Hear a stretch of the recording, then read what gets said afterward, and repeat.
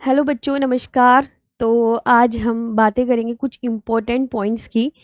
और जो कुछ आप बुक में पढ़ लिए हो ये तो बहुत अच्छी बात है, लेकिन जो कुछ पॉइंट्स आपके रह गए हैं उन्हें हम इस वीडियो के माध्यम से कवर करने का प्रयास करेंगे। और ये जो किताब आप पढ़ रहे हैं, विश्वास रखना, ये एक बहुत महत्वपूर्ण किताब है, एग्ज़ाम ओरिएंटेड है, और ये वीडियो भी आपके लिए उतनी ही हेल्पफुल है जितनी ये बुक आपके लिए हेल्पफुल है। इसमें सिलेक्टिव चीज़ें हैं वीडियो में, और इसमें इम्पोर्टेंट की पॉइंट्स हैं। आपको इसमें जितने भी रिलेटेड चैप्टर हैं उनसे संबंधित आपको यहाँ पर ये चीज़ें इम्पोर्टेंट क्रक्स मैंने निकाला है, जिससे कि आपको ये चीज़ें बहुत अच्छे से याद करें और भाई सफल हो अच्छे से। ठीक, तो भारतीय कृषि पे कुछ पॉइंट्स आप यहाँ पर देखिए ध्यान से। भारतीय कृषि, इसे कहते हैं देश की अर्थव्यवस्था की रीढ़। क्या कहा जाता है? देश की अर्थव्यवस्था की रीढ़। बहुत इंपॉर्टेंट कि देश की अर्थव्यवस्था की रीढ़ भारतीय कृषि। ऋतुओं के आधार पर फसलें कितने प्रकार की होती हैं? 3 प्रकार की होती हैं। रबी की फसल, खरीफ की फसल और जायद की फसल। ये आप ध्यान देंगे। और रबी की फसल, इनके बोने का समय क्या है? तो रबी की फसल की जो बोने का समय है वो अक्टूबर नवंबर है। काटने का समय क्या है? मार्च अप्रैल। काल, ये किस काल की फसलें हैं? ये शीतकाल की फसलें हैं। और किस मॉनसून से लाभ मिलता है? तो शीतकालीन पश्चिमी विक्षोभ से होने वाली वर्षा से लाभ मिलता है। इसके बाद यहाँ पर हम बात करेंगे रबी की फसलों की। रबी की फसलें हैं कौन कौन सी? तो आप यहाँ पर देख रहे होंगे, गेहूं, जौ, चना, मटर, मसूर, सरसों, आलू व राई। अब हम इसके बाद बात करेंगे खरीफ की फसलें। खरीफ की फसलें जो है, बोने का समय क्या है? क्या लिखा है? आप यहाँ पर बिल्कुल ध्यान से इन्हें देखते चले। जून जुलाई। काटने का समय क्या है? सितंबर अक्टूबर। ये किस काल की फसलें हैं? ये वर्षा काल की फसलें हैं। और किस मॉनसून से लाभ मिलता है? तो दक्षिण पश्चिम मॉनसून से लाभ मिलता है। खरीफ की फसलें हैं कौन कौन सी? ये भी आप बहुत अच्छे से ध्यान रखेंगे। खरीफ की फसलें हैं धान, सोयाबीन, अरहर, तिल, मूंग, उड़द, लोबिया, ज्वार, रागी, बाजरा, मूंगफली, कपास, मक्का व गन्ना। ये बहुत इंपॉर्टेंट, ये आपको बहुत अच्छे से याद करना है। इसके बाद जायद की फसलें रबी एवं खरीफ के मध्यवर्ती काल में उगाई जाती है। इन्हें मार्च में बुआई की जाती है और जून में काट लिया जाता है। ये किस काल की फसलें हैं? जो जायद की फसलें हैं, ये ग्रीष्म काल की फसलें हैं। अब जायद की फसलें हैं कौन कौन सी? तो आप बोलेंगे खीरा, ककड़ी, तरबूज, खरबूज, करेला, कद्दू व भिंडी है। अब यहाँ पर ये भी बहुत इंपॉर्टेंट है कि भाई खाद्यान्न फसलें कौन सी हैं। खाद्यान्न फसलें जैसे कि चावल, गेहूं, मक्का, बाजरा व ज्वार। नकदी फसलें कौन कौन सी हैं? कपास, जूट, गन्ना व तंबाकू। बागवानी फसलें कौन सी हैं? तो सेब और नाशपाती हैं। और वृक्षारोपण फसलें कौन सी हैं? तो वृक्षारोपण फसलें हैं चाय और कॉफी। अब ये कुछ बोर्ड दिए गए हैं ये भी हम बहुत इंपॉर्टेंट है एग्जाम के पॉइंट ऑफ व्यू से। जैसे कॉफी बोर्ड कहाँ पर है? तो कॉफी बोर्ड बेंगलुरु कर्नाटक में। रबर बोर्ड कहाँ पर है? तो रबर बोर्ड आप देखेंगे कोट्टायम केरल में है। तंबाकू बोर्ड कहाँ पर है? तो गुंटूर आंध्र प्रदेश में है। मसाला बोर्ड कहाँ पर है? कोचीन केरल में है। अब यहाँ पर आपके लिए कुछ ये कृषि विधियां दी गई हैं, जैसे सेरीकल्चर, इसमें क्या करते हैं? रेशम कीट पालन। एपीकल्चर में क्या होता है? मधुमक्खी पालन। विटिकल्चर में अंगूर का उत्पादन। फ्लोरिकल्चर में फूलों का उत्पादन। पिसीकल्चर में मछली पालन। और हॉर्टिकल्चर में बागवानी।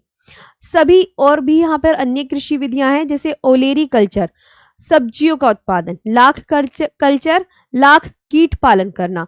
वर्मी कल्चर, केचुआ पालन। एक्वा कल्चर, जल में खेती करना या बिना मिट्टी खेती करना ये। और मोरिकल्चर, शहतूत की खेती करना। एरोपोनिक्स, हवा में पौधों को उगाना। पेडोलॉजी, पेडोलॉजी में हम क्या करते हैं? मिट्टी का अध्ययन। पेडोलॉजी में हम क्या करेंगे? मिट्टी का अध्ययन करेंगे। एग्रोस्टोलॉजी में घास का अध्ययन, सिल्वीकल्चर में वनों का संरक्षण और लिम्नोलॉजी में झीलों का अध्ययन। अब ये कुछ कृषि क्रांतियां हैं, ये भी बहुत इंपॉर्टेंट है, इन्हें भी आप याद कर लीजिएगा। जैसे काली क्रांति किससे संबंधित है, तो कच्चा तेल उत्पादन या पेट्रोलियम से। नीली क्रांति मत्स्य पालन, मछली पालन से। भूरी क्रांति उर्वरक उत्पादन व चमड़ा उत्पादन से और कॉफी उत्पादन से संबंधित है। गोल्डन फाइबर क्रांति जूट से संबंधित है। स्वर्णिम क्रांति या गोल्ड क्रांति बागवानी और शहद से। गुलाबी क्रांति किससे संबंधित है, तो झींगा मछली पालन व प्याज उत्पादन से है। मांस और टमाटर से कौन सी क्रांति संबंधित है, तो रेड, लाल जो है वो मांस और टमाटर से संबंधित है। गोल क्रांति आलू से संबंधित है।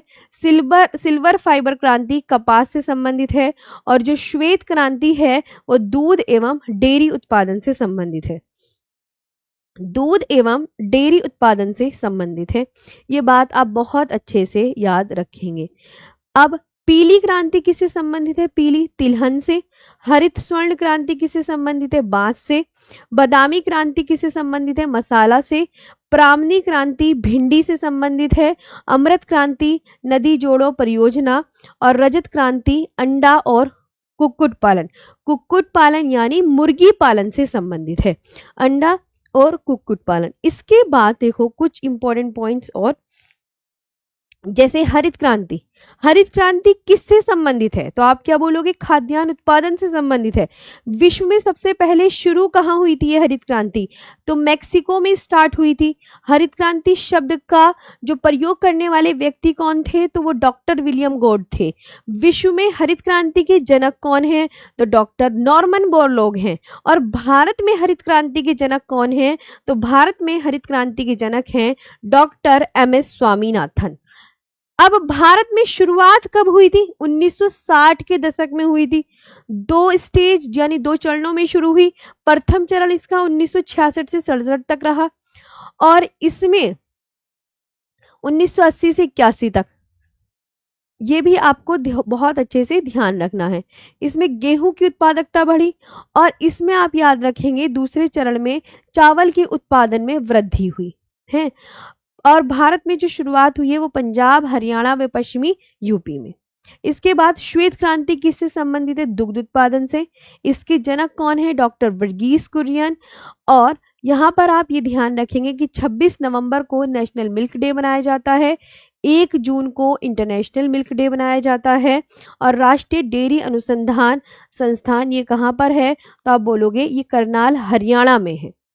इसके बाद ये जो स्थानांतरित कृषि है, स्थानांतरित कृषि किसी विशेष स्थान की वनस्पति को काटकर या जलाकर साफ किया जाता है, फिर उसे खेती योग्य बनाया जाता है। अब आपको लगता है कि जब उस जमीन की उर्वरा शक्ति खत्म हो गई है तो आप लगेगा कि उस स्थान को छोड़कर हमें दूसरे स्थान पर चले जाना चाहिए। तो इससे क्या होता है, जो स्थानांतरित कृषि होती है पर्यावरण के लिए हानिकारक होती है। पर्यावरण के लिए हानिकारक क्योंकि भाई तुम पहले तो उसे बंजर बना देते हो, फिर उस स्थान को छोड़ के दूसरे स्थान पर चले जाते हो और सेम यही प्रोसेस करोगे कि उस स्थान की वनस्पति को काटेंगे, जलाएंगे, फिर साफ करेंगे, फिर खेती योग्य बनाएंगे, फिर वो बंजर हो गई, फिर दूसरे स्थान पर चले जाएंगे। तो इसमें ना क्या होता है, इसे स्लेश एंड बर्न कृषि के नाम से भी जाना जाता है। और ये जो स्थानांतरित कृषि है ना, इसको अलग अलग स्टेट में अलग अलग नामों से जाना जाता है और अलग अलग देशों में भी इसे अलग अलग नामों से जाना जाता है। तो ये और ध्यान से देखिए आप। इसके अन्य नाम स्लेश एंड बर्न कृषि, उत्तर पूर्वी राज्य में से झूम, मणिपुर में पामलू, आंध्र प्रदेश में पोडू या पेंडा, पश्चिमी घाट में कुमारी, झारखंड में कुरुवा बोलते हैं बच्चों, हिमालय में खिल बोलते हैं, मध्य प्रदेश में दहिया, उड़ीसा में कोमान, पामाडाबी या ब्रिंगा, दक्षिणी राज्य में जारा और इरका बोलते हैं।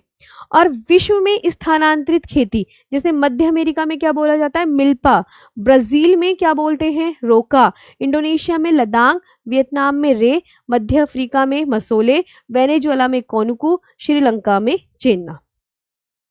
तो आई होप ये वीडियो आपको बहुत अच्छे से समझ आई होगी। तो आज के लिए इतना ही, नेक्स्ट वीडियो मिलेंगे। Thank you so much.